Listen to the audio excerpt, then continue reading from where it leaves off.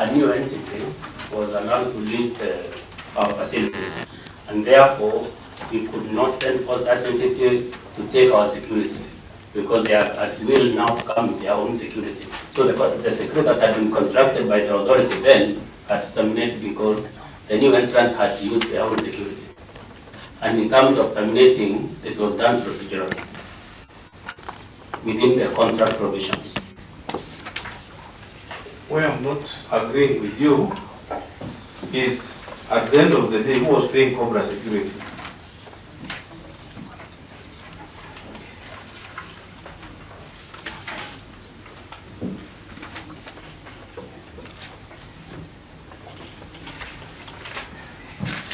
HCB was paying for Cobra security.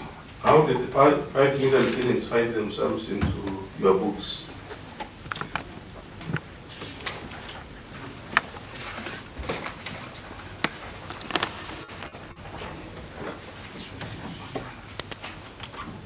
On the contract On Cobra? Yeah, Cobra. Yes. It is because the payments was being done. FPIC had taken over the 6 depots, but the security part, this contract was to be paid by the authority through its then defunct HCDA. This is for the period, the 5 million is for the period of the contract with FPIC. So let's now enact our very simple principle of original entry. Very simple. Before you pay, what happens? Before you pay, the very basic principle.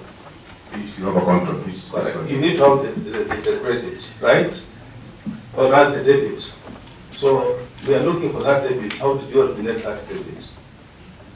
How did you capture it? Yes. The payment is to the bank, the credit to the bank, and then you. So what are you paying? You are paying Cobra. Yes. Direct. Direct, right? So Cobra must exist in your books. Yes. That's the principle of original entry. Yes. So how did you introduce Cobra in your books? As a cost on security. Yes. So how did you recognize security? There must be a procurement. Yes. Give us the procurement. That's what we want.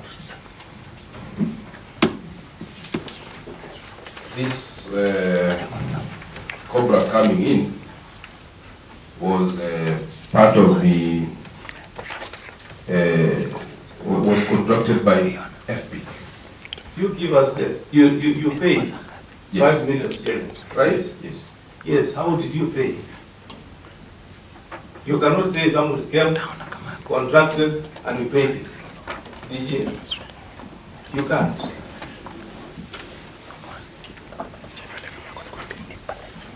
How did you introduce this cooperatives in your books?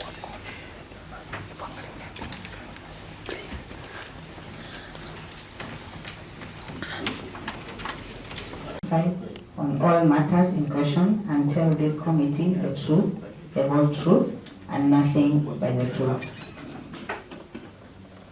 So we are trying to address this issue. This is an historical matter. As you can see, we have an award letter, and an award letter definitely will result from a procurement process, as much as, yes, it is not attached in this document.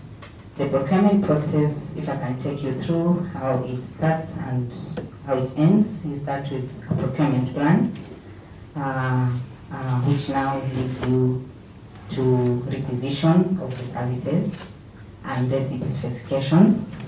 After that, you go to... So to avoid repetition, yes, as you take us through, because you are being specific, you tell us, we did this, we've done, it begins here, this is what we did for the case in time in question. Okay. If it's not there, you say it's not there, and then you can provide evidence later. Okay, Chair. Yes, as I started saying, this is an historical matter, and if you could allow us maybe to go get the other documentation to be able to answer this question on the procurement process.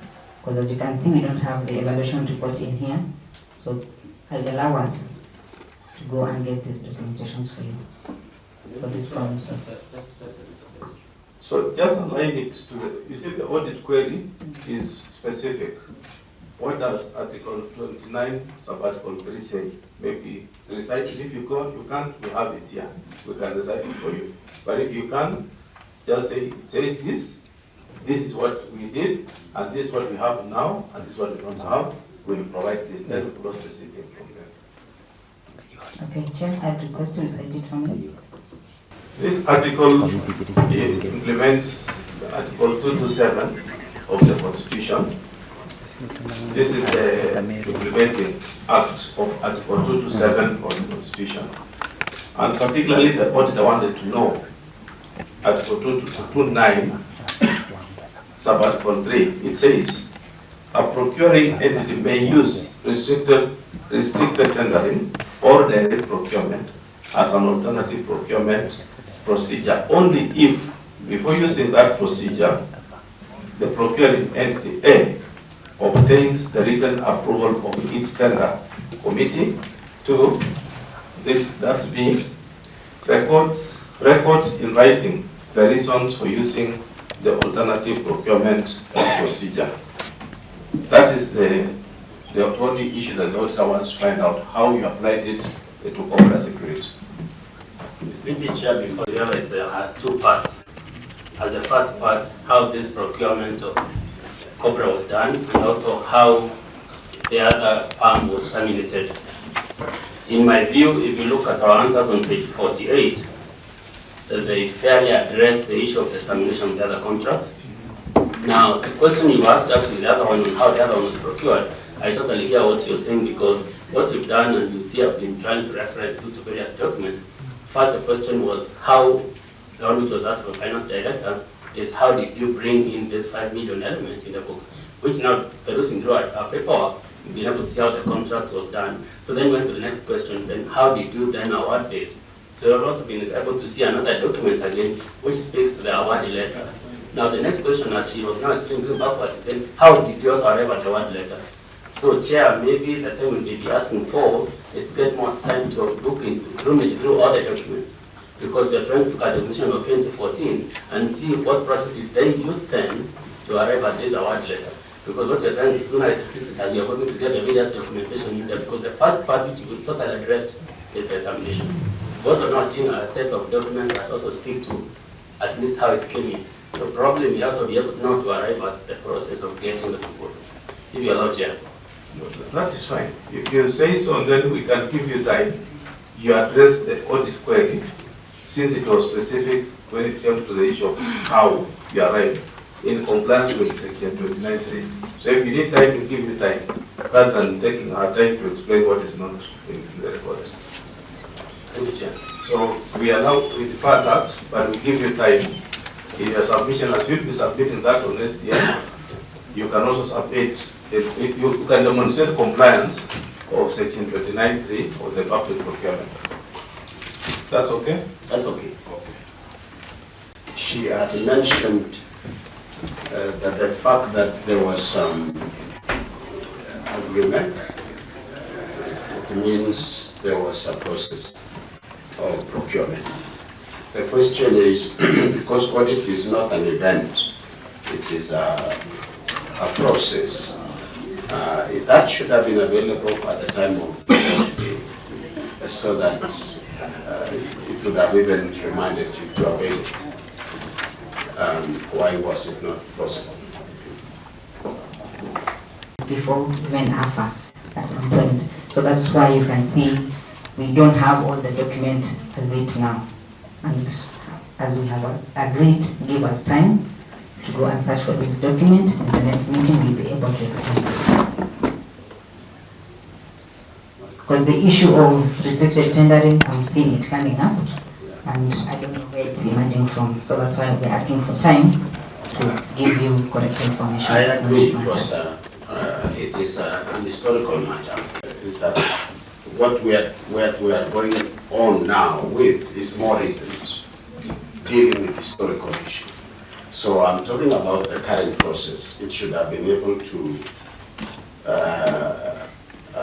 cause you to have them available. So I agree with you about the story itself. It is historical. The issues are historical. but the audit is the current one. What we are responding is not about the current year, but that the year under review. It is dealt with by the current audit report, raising queries. So we should have expected that it would have been available. Maybe as the chair would guide. I think that's complementary to the new DG, because when I look at the AFA when it was there the first time when we met on Mombasa Road, she was there, you are there. Is it the same? No. Am I right when I say there's a change? I want to hear from yourselves. You're not lying. Yes. So DG, you are moving on well. And for sure it's a big change. The AFA then is not the AFA today.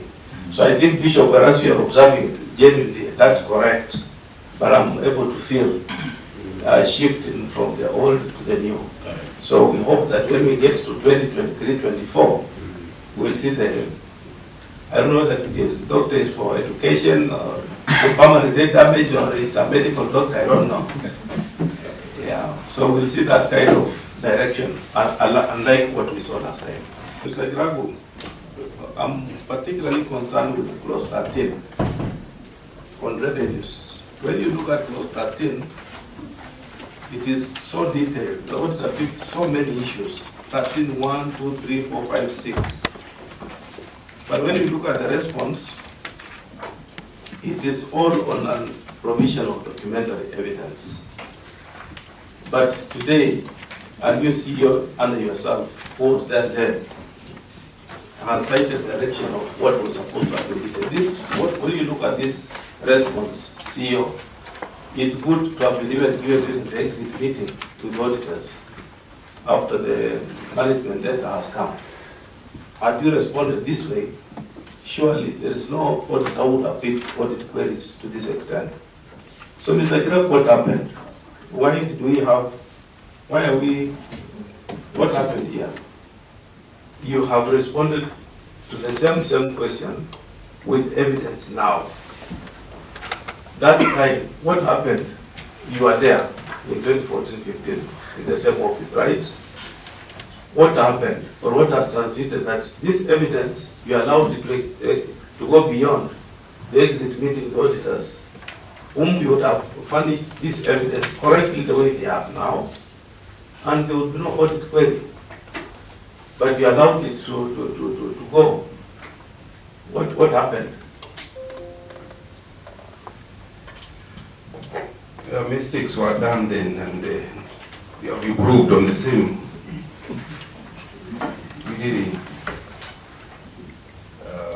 don't have any specific reasons why we had not done the right thing that particular time, because we already know what needed to be done. So it was just laissez-faire. You are the old staff, they were just there. Maybe they were waiting for the head to drive them. So now you are the one. Maybe Vice Chair, you can Chair, maybe just also point out, the current work actually has been done under his guide leadership leading the team. Well, they found midnight oil in under almost 10 days. So maybe we put all this documentation together. But also, they are supporting, and like I said in the opening remarks, none of them is acting anymore, so even the morale is much better. And also, you are asking where my PhD is in which area. At least I connect with the same discipline, so that I can understand the numbers when you work with them. I'm a finance person. Thank you. Thank you. You know, it's easy to convert a finance person into anything, but you cannot convert anything into finance. So I'm proud to belong to that line, and I'm happy we can move together.